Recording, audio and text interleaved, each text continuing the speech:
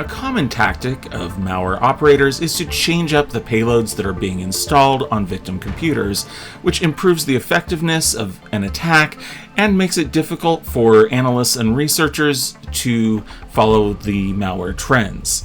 A few months ago, QBot was a common banking Trojan observed as the initial payload in many attacks.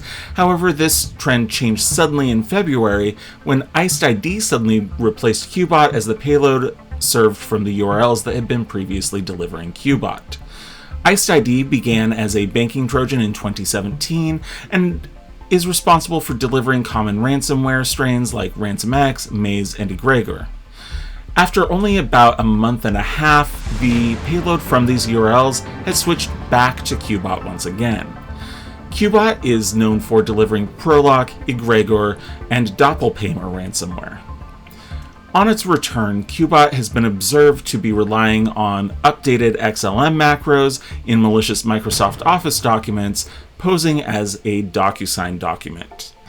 The advanced heuristic engines in Acronis Cyber Protect Cloud not only stop ransomware, but also stop the Trojans like QBot and IcedID that are often used to install ransomware and other malware on your systems.